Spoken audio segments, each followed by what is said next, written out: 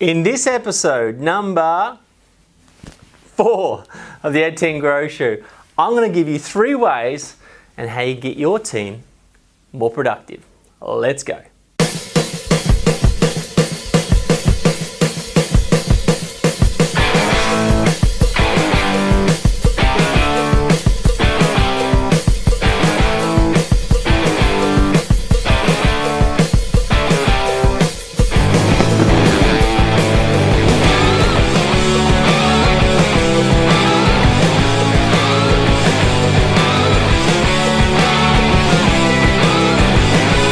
Hi there and welcome to episode number 4 of the Ed 10 Grow Show. My name's Casey Gollan and I started off telling you why we started with Ed 10. Then I showed you 3 ways that you can get more time, 3 ways where you can make more money. And I want to show you 3 ways in which you can get more productivity out of your team to make your life a hell of a lot easier as a business owner. So let's get into it. So let's say you've got team. Now, most people don't call it a team. Most people call it a staff. Now, if you get staff, you might get staff all.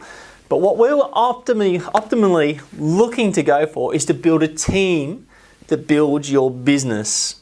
So it isn't reliant on you. See, when you started your business, it was probably you and maybe maybe it was you and maybe a partner or something, but it was you and you were doing everything. You were the driver. One, because you're so clever and you're so smart, and you know, entrepreneurs are just clever people and they can troubleshoot things and they can work things out, but that becomes the issue for you once you get to a certain height. See, the first amount of team members that you put into a business or staff are usually people that you put on board because you don't want to do a type of activity. You know, you might hate financial, so you go, stuff that, I'm going to get a bookkeeper, I'm going to get someone in-house to do it. Oh geez, I hate selling, so you're going to hire someone to do selling. Or you might be a salesperson and hate bookwork, so guess what you get? You might get a VA or you might get a PA to do that for you. That's natural. But the first 5, maybe 10 team members, not including subcontractors and things like that, so you might have a lot of people that do a lot of things, but the first 5 to 10 people within your business, they're usually replacing roles that you just don't want to do. That's the easy bit in growing. The next bit's the hard bit. It is replacing the jobs and the roles that you love doing. Okay, that's where it becomes a bit of a challenge. So, for you to go from where you are to where you need to be or where you want to be, it requires a massive paradigm shift, i.e. a change of mindset, a change of skills. So you might have a couple of things that you're not aware of or that you are aware of but you're blocking yourself on, or there might be some skills that you've just got a skill gap on. It's very easy. Because you're an entrepreneur, you're going to be smart, you're going to be clever, you're just going to be able to read between the lines. Someone just needs to show you what it is that you need to do. You will find out what that is and then you'll make it happen. It's very easy. So to go from here to where you want to be, there's some things that need to change in a team. And the 3 ways to get more out of your team are with the culture, with character, and with competence.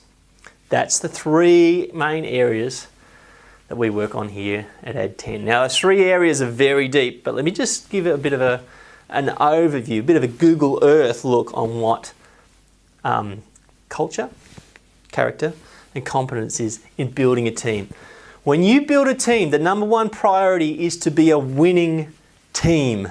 If you're an entrepreneur, you're going to have a bit of get up and go about you. You want to be a winner. So when you build a team, why the hell not build a winning team? But you know what? When you started, you probably didn't even know about building a team. Or maybe you did. Maybe you came from a corporate background and used to run, 30 people, 100 people, 300 people. If that's what you've done in a previous life, you'll probably find this area a lot easier than most if you've had that in your DNA.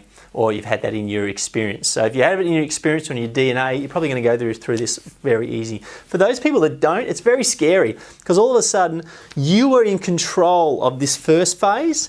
Then what you've got to do is have the culture in control of the second phase. You've got to be overseeing it, but the culture is what needs to dictate the company. So let's go into that. So the culture is just basically how you do things. When you go to Italy, there's just a way of life there. When you go to Spain or England or Australia, there's just a way of life. There's a way that they do things. Now, Australians are traditionally more laid back. Okay, whereas other cultures might be a little bit different. What's the culture of your business? Typically, it will emanate from the startup, which will be you. So what is that culture? And is that the culture that you want to build into this business as you go from where you are now to where you want to be? That's the question. So there's ways that you need to do that. And part of it, 3 different areas in the culture, is developing a vision, a mission statement, and values for your business. Now, that's pretty airy-fairy when you start off a business, and it's, you know, to be honest, for myself and for my clients and my wife that's built businesses, getting that vision, mission, and culture is really kind of an airy-fairy, it's a bit of an academic thing when you first start off, but when you get to that area where you need to run a team and have the culture controlling the business rather than you, that's where it becomes very, very important. So culture, we need to build a culture, a winning culture within your business. And you as the business owner need to have standards and run that culture that controls the people. Because what we want to do is create a culture where your team come into, and that's just the way that they work. And if you look, let's take, for example, the Formula One. If you look at Formula One pit crews and pit crew areas, is it messy or is it just run like a Swiss Army knife? It is absolutely run to perfection, and it is clean, it is neat, it is tidy, and it is super competitive to get into that culture. Now, I want you to think of one of your favourite businesses that's made it big, not just a startup, not just a little business, but a big business that's made it big from small. How is that business run? Is it run like a winning team? Are the people in there just competitive and just doing amazing things?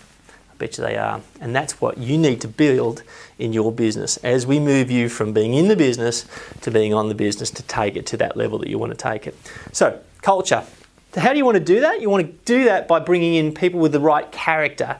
Now, once again, you might have heard of values. Oh, you've got to hire and fire on values. It might be airy-fairy terms to you. But if you're at that point right now that I'm talking about and building a team that builds your business, you want to be acutely aware of the character of person you're bringing in to your culture.